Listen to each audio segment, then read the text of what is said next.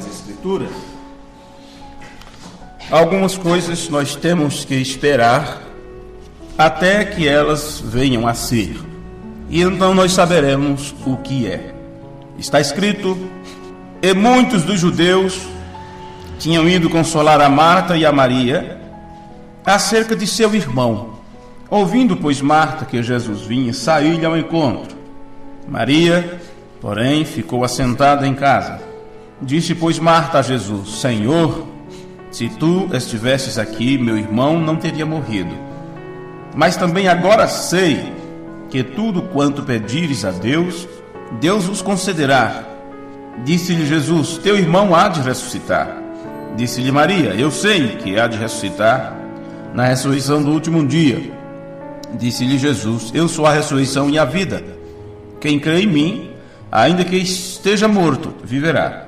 E todo aquele que vive e crê em mim nunca morrerá. Crês tu isto? Disse-lhe ela: sim, Senhor. Creio que tu és o Cristo, o Filho de Deus, que havia de vir ao mundo. E dito isto, partiu e chamou em segredo a Maria, sua irmã, dizendo: o Mestre está aqui. Quer dizer, o Mestre está cá e chama-te. Ela, ouvindo isto, levantou-se logo e foi ter com ele. Amém? Eu li de Lucas 11, de versículo 19 até o 29. Obrigado, Senhor, por mais um dia que nos concedeste. Obrigado pela noite que nos deste para descanso, para renovação de força, para que possamos então ter um momento como este na tua casa, na tua presença, junto com os teus filhos. Obrigado pela tua palavra que tem vindo de uma forma total e completa em direção das nossas almas, das nossas vidas, abrindo o nosso entendimento e revestindo-nos com toda a armadura de Deus. Que possamos estar com a tua ajuda nesta hora em nossas vidas, para que assim possamos resistir os dias maus, resistir às adversidades. Abençoa teu povo, cada um dos meus irmãos e minhas irmãs, que nesta hora cultua juntamente conosco, que possamos, ó Deus, ter o nosso entendimento aberto a cada dia e a cada instante das nossas vidas, se acrescentado em nós palavra sobre palavra, até que estejamos completos na estatura do varão perfeito. No nome amoroso de Jesus Cristo, pedimos perdão por nossos pecados, nossas incapacidades, e que nada em nós ou no nosso meio possa impedir a atuação do teu Espírito Santo quando tu mesmo vem para nos ensinar a tua palavra. É no nome de Jesus, teu Filho, que nós te pedimos. Amém. Amém. Podeis sentar?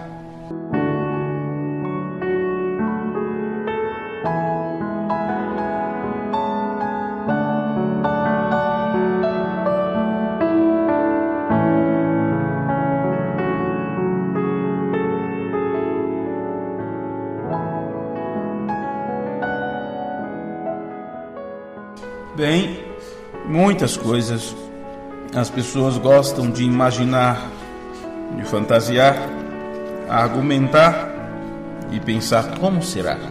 E uma vez que se pensa, que se imagina, formula pensamentos, ideias, imagens mentais sobre algumas coisas. Se você não for direcionado da forma correta, você pode chegar a pensar que suas imaginações são verdadeiras, que as imagens, o quadro mental que você forma são corretos, e você começa a crer em sua própria criação mental. E quando se trata do assunto religião e fé, tem um campo muito grande para isso acontecer, uma facilidade muito tremenda, porque já que se trata de pensar, já que se trata de crer, já que se trata de fé, nada palpável, né? Nada físico, vamos dizer assim, mesmo sabendo que fé é substância. Porém, isto com facilidade se entra por outras linhas, por outras ideias, e você termina confundindo toda a realidade.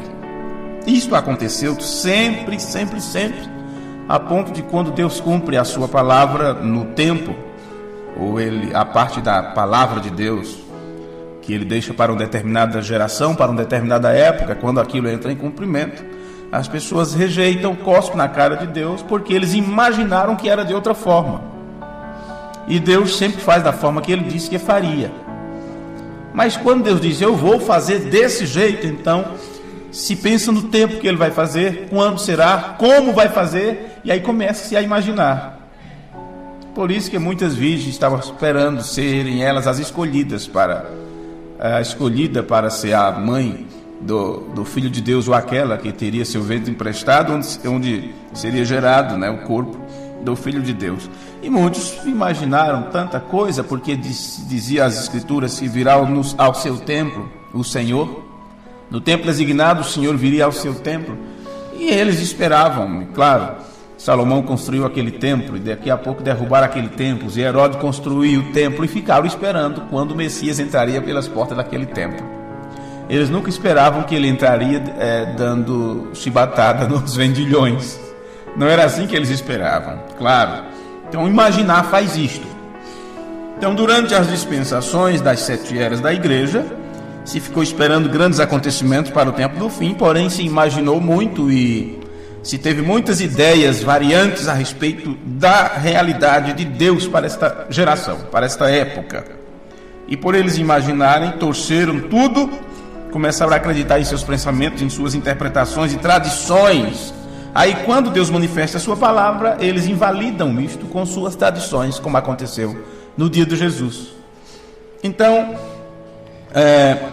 estudando algo a respeito de um grande homem, o que foi usado por Deus, ele disse esta frase, por isso que eu quero titular, colocar um título na nossa palestra de hoje, sobre isto: esperar até que isto venha a ser, e então nós saberemos o que é. Amém? Claro, estamos falando sobre a presença, estamos falando sobre a parúcia, sobre o aparecer de Cristo. É este o terceiro culto. No primeiro nós falamos sobre o ato de estar presente, depois falamos sobre o vaso que Deus escolheu para manifestar-se através dele, sendo que Deus escolheu para provar que era sua escolha, ele apontou, indicou e vindicou aquele vaso. Isso no tempo do cumprimento da manifestação do Filho do Homem, Lucas 17, né? 26 ao 30, no dia quando o Filho do Homem se ia manifestar. Mas nós estamos olhando então para a presença, a qual é a aparição literal de Deus, como está exposto aqui em sua palavra, na Bíblia Sagrada, né? E quando você olha para isto, para a palavra grega, na qual a presença ou parúcia, isto na verdade significa estar próximo, está presente, está próximo.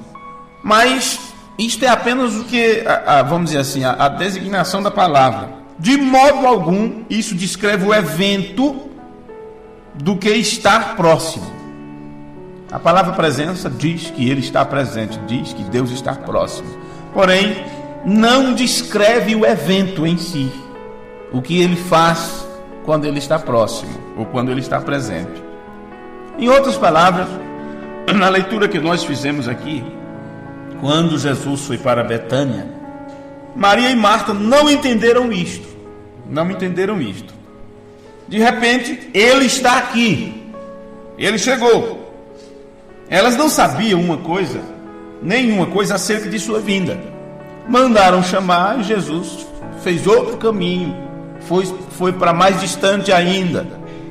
E elas, por outro lado, tinham perdido todas as esperanças, porque o que elas queriam era que Jesus viesse no período de tempo em que Lázaro estava doente, estava moribundo. E quando mandaram chamar Jesus, Lázaro estava enfermo. E Jesus distanciou-se cada vez mais, foi fazer sua campanha, suas viagens. Enquanto isso, Lázaro morre. Tem toda aquela trajetória de choro, de cuidar do corpo, tudo aquilo que os judeus faziam, não é? Principalmente naquela época, a forma como eles sepultavam os mortos, o tempo, o horário, tudo, os ungüentos que tinham que colocar, e sepultaram Lázaro, e já fazia 4 dias elas estavam remoendo o seu irmão que tinha sido, né, vamos dizer assim, o sentimento do perder um membro da família. Era apenas 3, Lázaro, Marta e Maria. Então, qual o sentido de ainda continuar esperando Jesus? Qual o sentido? Elas queriam ele para orar por aquele moço, por seu irmão, e assim sucessivamente. Então elas não estavam mais naquela esperança da chegada de Jesus, ou de Jesus vir. Já tinha passado o tempo. Tanto é que a ideia delas, a reclamação, o lamento era: se tu tivesses estado aqui, ele não teria morrido.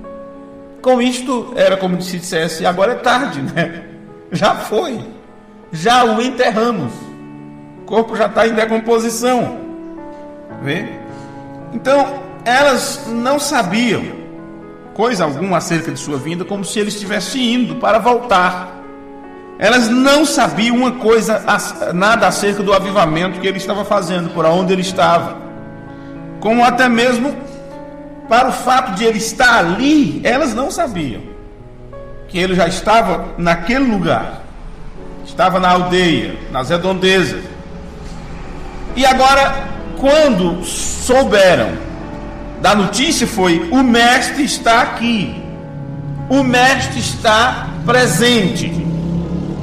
Então você vê que Marta correu para encontrá-lo, estava ali já.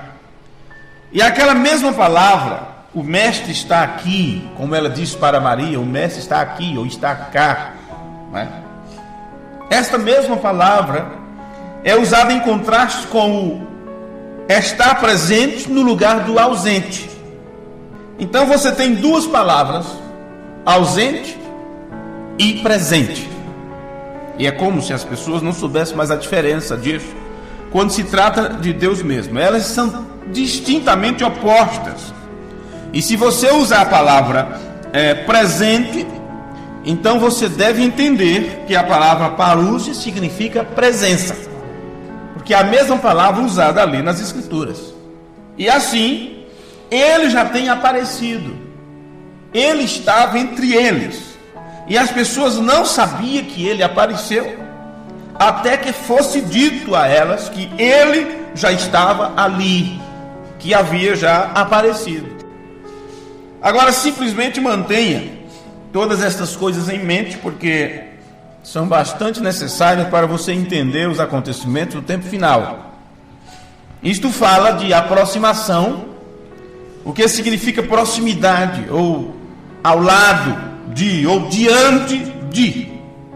Na verdade, a palavra vem de duas palavras básicas, e uma palavra da qual já temos falado, né, a respeito, é a palavra base que diz perto, estar perto, ou presente.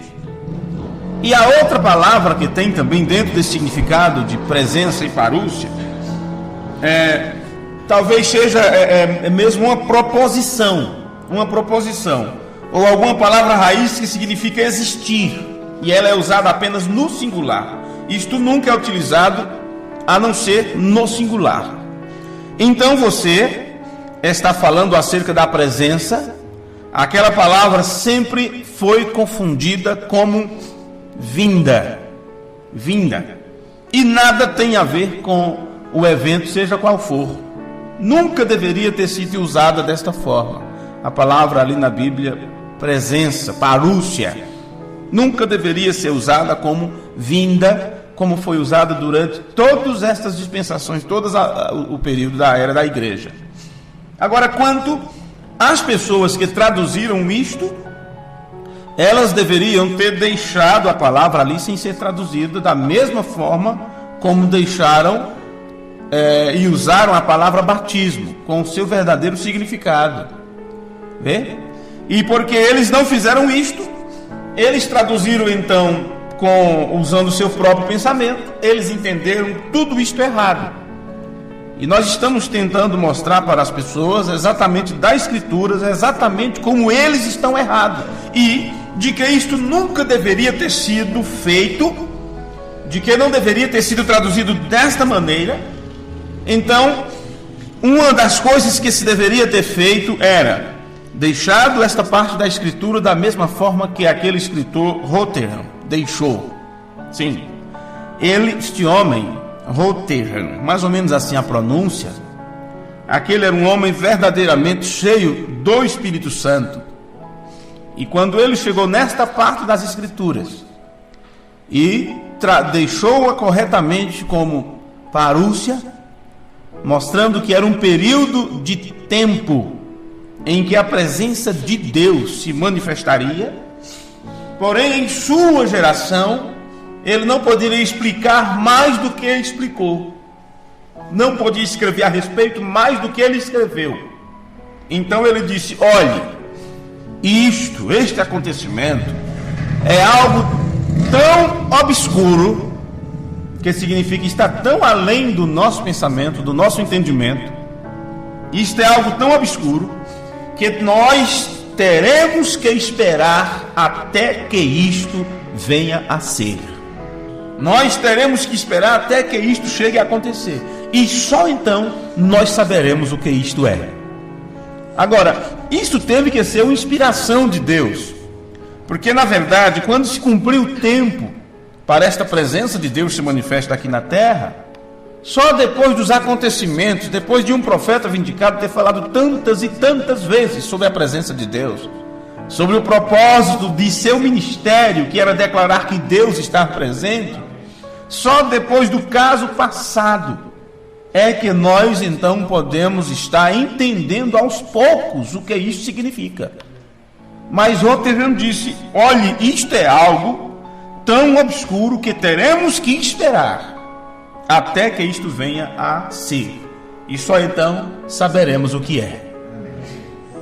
E você sabe, de maneira que é Deus que faz estas coisas, né? E aqui está este homem, que creio, cheio do Espírito Santo, dizendo isto, justamente na época em que os pentecostais, todos os teólogos, falando em línguas, subindo pelas paredes, gritando, saltitantes e tudo mais, até mesmo ressuscitando os mortos.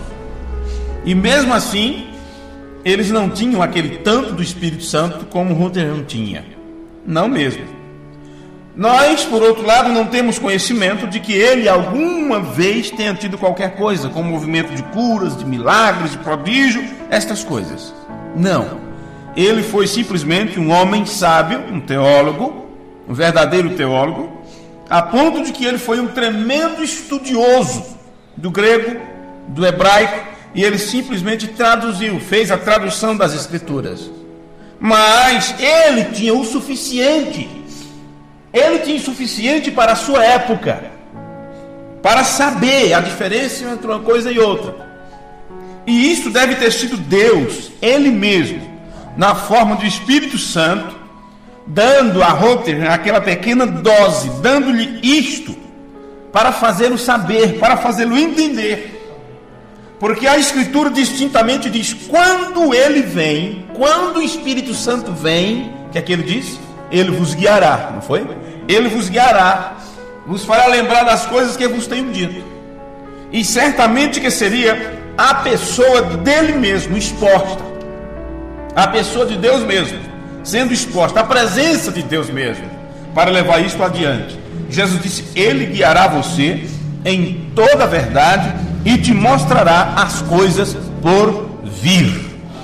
Então, quando foi mostrado em pequena dose para Rothern, ele disse: eu não consigo entender claramente o que é isto. Isto é tão obscuro que nós temos que esperar que isto aconteça para poder sabermos o que é. Vê? Bem, então você pode ver que este homem era cheio do Espírito Santo, e estas pessoas, as outras pessoas que alegam serem cheios do Espírito Santo, usando os dons e coisas como o diabo também faz, não são cheias do Espírito Santo, porque elas mostram com suas atitudes, sua forma de crer, que estão absolutamente cegos, não estão enxergando a luz. Como você que estuda a Escritura, você que tem os irmãos que têm estudado, não a Escritura propriamente dito, mas você que tem estudado a história sacra, a trajetória dos homens de Deus, das pessoas que foram usadas por Deus, você que tem estudado isto, essas pessoas que deixaram marca no mundo, pessoas acreditáveis pessoas a quem se mereça crédito acreditar. Não vou citar o nome delas aqui, mas poderíamos falar Wesley, Lutero, vários deles.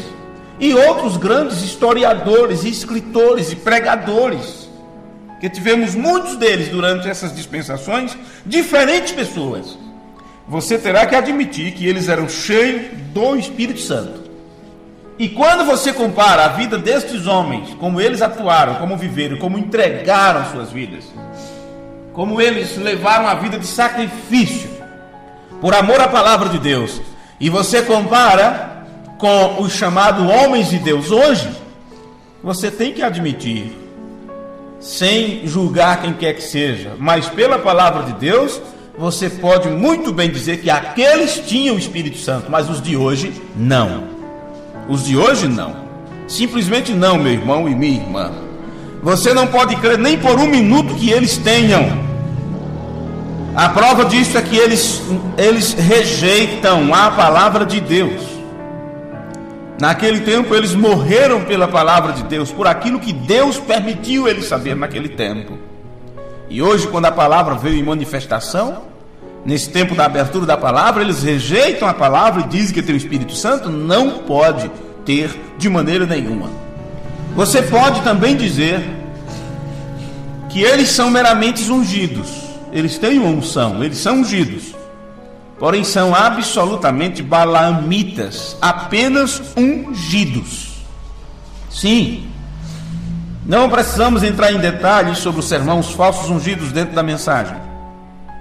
Não precisamos. Agora, lembre-se de uma coisa: Balaão partiu para a destruição, combatendo Israel, e morreu em batalha. Ele passa para o Novo Testamento como uma doutrina, a doutrina dos balaamitas, a qual Deus odeia. Deste mesmo modo, estas pessoas morrerão por nos combater. Não combater a nós, mas combater a palavra de Deus que tem vindo a nós.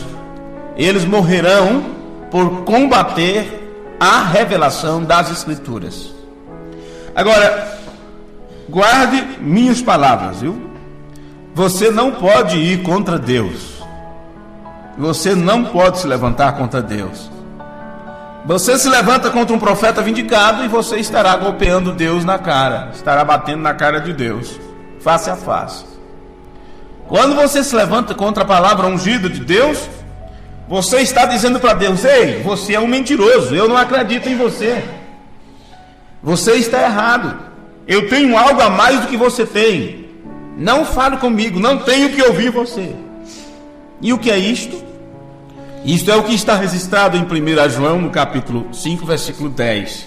Quem crer no Filho de Deus, o que Marta disse? Crês tu nisso? Ela disse: eu creio que tu és o Filho de Deus que havia de vir ao mundo, não foi? Foi estas palavras de Marta ou Maria? Como é que foi? Deixe-me aqui. Disse-lhe Marta, foi para Marta, versículo 24 de Lucas 11. Disse-lhe Marta: eu sei que há de ressuscitar na ressurreição do último dia. Disse-lhe Jesus: eu sou a ressurreição e a vida. Quem crê em mim, ainda que esteja morto, viverá. E todo aquele que vive e crê em mim nunca morrerá. Crês tu nisto? Disse-lhe ela: sim, Senhor, creio que tu és o Cristo, o Filho de Deus que havia de vir ao mundo. Agora, como eu estava citando antes, então veja, ela disse: eu creio que tu és o Filho de Deus que havia de vir ao mundo. Eu acabei de dizer para vocês que aqueles que resistem a Deus chamam ele de mentiroso, como se dissesse: não acredito em você, não fale comigo, eu tenho algo mais do que isso. Estes chamam a Deus, ou o testemunho de Deus, de mentira. E é o que está em 1 João capítulo 5, versículo 10. Quem crer no Filho de Deus, em si mesmo tem o testemunho. Quem a Deus não crer, mentiroso fez, porquanto não creu no testemunho que Deus de seu Filho deu. Agora, se uma pessoa não crê no testemunho que Deus deu acerca de seu Filho, esta pessoa não é outra coisa a não ser um filho do inferno, uma semente da serpente. Simplesmente isto. Sim, uma semente da serpente do diabo. Agora, eu não estou falando para ninguém aqui nesta igreja, não estou dizendo de vocês, essas gravações às vezes rodam, né? Vão ao redor do mundo, sei lá, para outros países ou no nosso país. Não vai por toda parte, graças a Deus, né? Por que isso iria para toda parte, né? Depois alguém ficará de mal e a jogará fora, como um irmão enviou para mim. Ele fez um pedido de algumas literaturas, eu enviei. 2 meses depois ele enviou de volta, dizendo: agradeço, mas não quero saber disso. E o material que ele mandou de volta já foi para outra pessoa, que agradeceu de todo o coração. Né? Enquanto faz isto, outro escreveu no site dizendo: eu estou me alimentando da melhor comida que eu já comi em toda a minha vida. Vê? Agora, claro, alguém se sentirá mal com isto, não é alimento para eles, porque estamos falando da doutrina de Deus mesmo, que é a doutrina de Melquisedeque, que é Deus, e Paulo diz que isso não é para crianças, isso não é leite desnatado, isso é alimento forte. Vê? Alguém ficará mal e jogará isto fora, e está bem, porque afinal de contas eu não sou responsável por essas pessoas, eu sou responsável pelas pessoas que me ouvem, e eu tomo minha responsabilidade dentro daquilo que eu ensino, direto da palavra de Deus.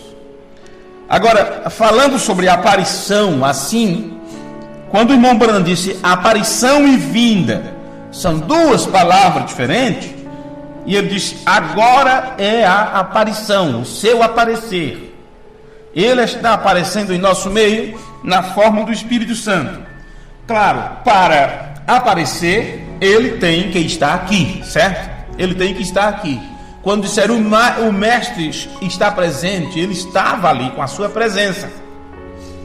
Lembrando da leitura que fizemos em João 11, não é?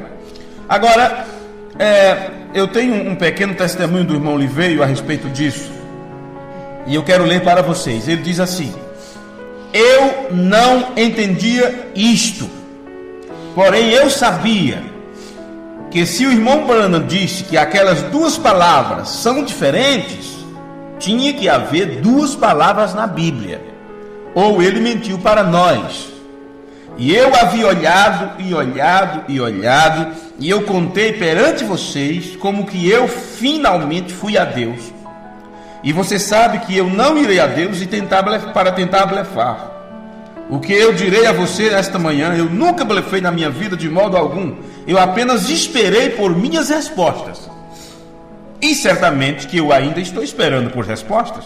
E eu obterei mais quando eu chegar ao outro lado. Amém. Eu estou bastante certo disso.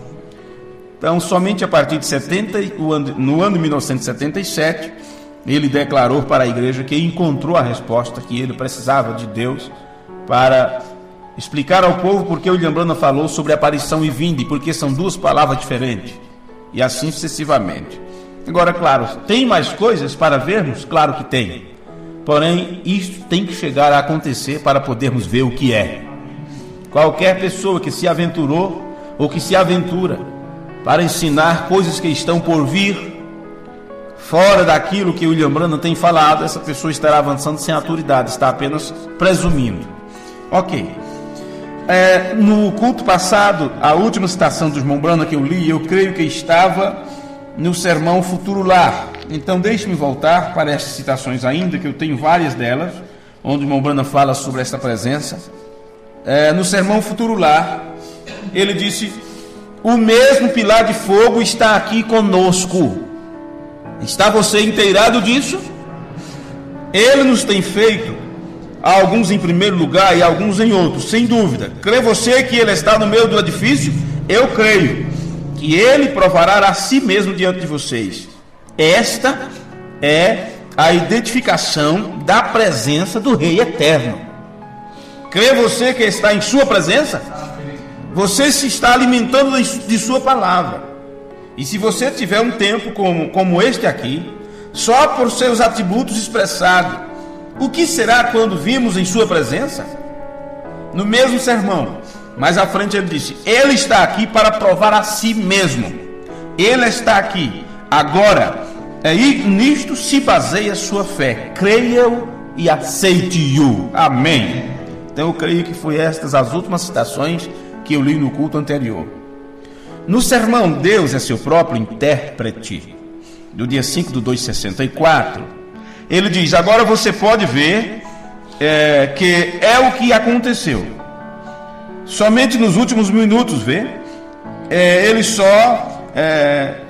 Eu estou cambaleando. Veja o Espírito Santo, não sou eu. É a palavra prometida para este dia. Isto nunca foi desde os dias dos apóstolos, nunca tem acontecido. Só nos dias dos apóstolos. Disse: não sou eu, é o Espírito Santo. No sermão Alimento Espiritual, ele disse: Malaquias 4 disse que Jesus Cristo desceria. Preste atenção. Malaquias 4 disse que Jesus Cristo desceria e se personificaria em carne humana, como ele fez em Sodoma. Agora, o que é que você tem em Malaquias 4? Eis que eu vos envio o profeta Elias antes do grande e terrível dia do Senhor. Não é isso? O que é que tem a ver isso com Jesus Cristo descendo e se personificando, interagindo através de uma carne? Porque você tem lá um versículo, mas e o acontecimento dentro deste versículo? O que está acontecendo ali? Foi o que acabamos de citar antes sobre a palavra presença, parúcia, presença, aparecer, aparição, estar próximo, ao lado de, diante de.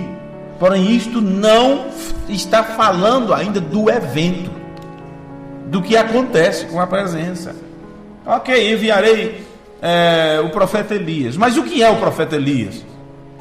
Isso se cumpre em William Branham. Mas como se cumpre em William Branham? William Branham é o Elias? O que é que estava sobre William Branham? Unção.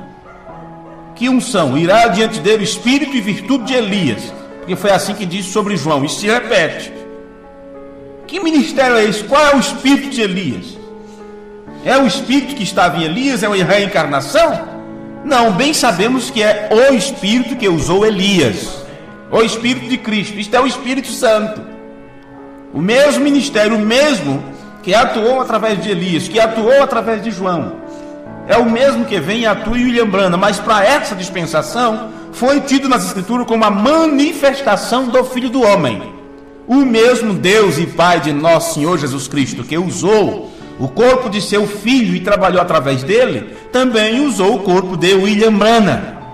A diferença é que em Jesus Cristo foi em plenitude, mas aqui foi numa medida correspondente ao cumprimento da palavra para essa dispensação.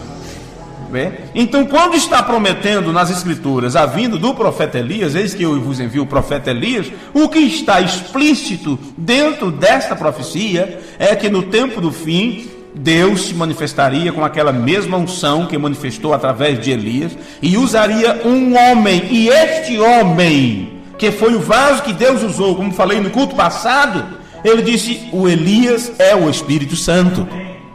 Simples assim. Então aqui está a citação do sermão Alimento Espiritual. Malaquias 4 diz que Jesus Cristo desceria ou baixaria e se personificaria em carne humana, como ele fez em Sodoma. Alimentos, nos mesmos sermãos, ele diz: querido e amado Jesus, nós estamos reconhecendo tua presença agora. Amém. No sermão envergonhado dele, sei que é do dia 11/7/65, ele disse: a última trombeta, como o último selo, será a vinda do Senhor. No sermão Separação da Incredulidade, ele disse: este ministério acabará logo e o esperado Filho aparecerá ele mesmo. Veja, porque o ministério da aparição de Cristo, da parúcia de Cristo, é o que introduz a vinda do Filho de Deus, é o que faz a introdução. William Branham disse: primeiro ele aparece para depois vir, e o aparecer nos apronta para a vinda. Talvez nos repetindo tanto assim, as pessoas possam ter noção do que está acontecendo na terra. No sermão A Maior Batalha, ele disse: um homem não pode pecar até que primeiro deixe de lado a palavra de Deus. Você não pode pecar, inclusive, isto é, não crer. Quer dizer, você não pode ser um incrédulo até que primeiro se livre da palavra de Deus. à presença de Deus, você não pode pecar. Então se você está na presença de Deus, se você crê na presença de Deus da forma correta, então você pode dizer como Jesus: quem de vocês pode me acusar de pecado? Que William Branham explicou: incredulidade. Vê? No sermão Desespero, ele disse: o Espírito Santo todo, inteiro, visita a igreja fazendo, através de Deus em carne humana, como ele fez em Sodoma, lá no passado. No mesmo sermão, Desespero, ele disse: o sinal, Jesus Cristo, o Espírito Santo, está entre nós. Nós devemos reverenciá-lo. Esses grandes mistérios escondidos na Bíblia se abriu diante de nós, se abriu para nós em um novo campo, um campo novo, que nós nunca conhecemos antes, e perfeitamente isto está conectado, mesclado na vinda do Senhor Jesus. Amém. Vamos colocar de pé. No sermão Torre de Babel, ele disse: meu ministério é para dar testemunho da evidência de Jesus Cristo levantado dos mortos. E no sermão para que foi dado o Espírito Santo, ele disse: o Espírito Santo que salvou os luteranos, que santificou os metodistas, que batizou os pentecostais, está pondo as coisas agora em ordem para a vinda do Senhor Jesus. Quão poderoso será este corpo, virá neste grupo de igreja e levantará o resto deles da tumba, e haverá uma ressurreição, porque isto é o que Deus veio fazer. Não é isso? O mesmo Senhor descerá do céu com alarido, voz de arcanjo e trombeta de Deus. Oremos. Pai Santo e Deus eterno, te agradecemos nesta hora, no nome de Jesus Cristo, por tua bondade para com cada um de nós, Senhor. Sabemos que estás aqui, que a tua presença pessoal está aqui na terra, e a tua preocupação como pai é apenas para com os teus filhos, Pai, com aqueles que estavam contigo, que foi elegido por ti mesmo antes da fundação do mundo. E cremos que fazemos parte deste grupo, não porque temos feito nada de bom, mas porque tu nos resgataste através do sacrifício de teu filho, e está nos ensinando, nos instruindo como devemos chegar àquela estatura de varão perfeito, a ser o exemplo que foi o teu filho amado Jesus Cristo. Tenha misericórdia de nós e nos ajuda nesta caminhada, neste andar por fé, neste crescimento de fé, que possamos alcançar o degrau próprio que tu queres que nós alcancemos nesta hora. Perdoa as nossas faltas, os nossos pecados. Ajuda os nossos irmãos e irmãs, aqueles que estão doentes e enfermos, aqueles que serão hospitalizados, aqueles que estão com sua cirurgia marcada.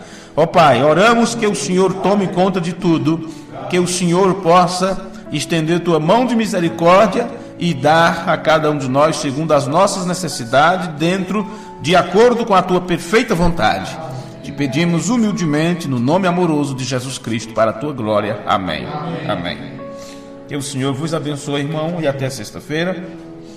Hoje é quarta, não é isso? É isso? Ok, até o culto de sexta-feira, se o Senhor nos permitir. Obrigado a vocês que vieram e os irmãos que estão nos ouvindo pela internet. Deus abençoe a cada um de vocês e todos sejam ajudados pela presença do Deus Todo-Poderoso.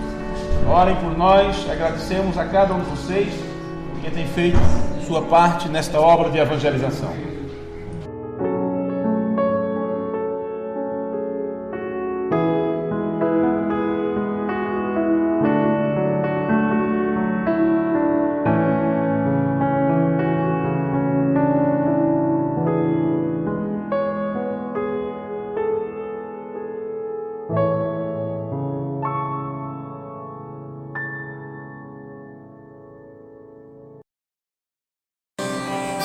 E a jornada é longa e às vezes faltam forças para prosseguir. Com tua mão divina segurando a minha, eu vencerei, contigo eu serei feliz. É na tormenta que se pensa no abrigo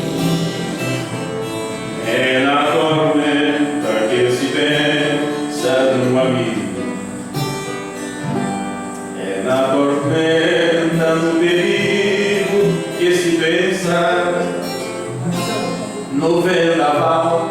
Senhor, eu quero estar contigo. Se nessa estrada há espinhos cruciantes,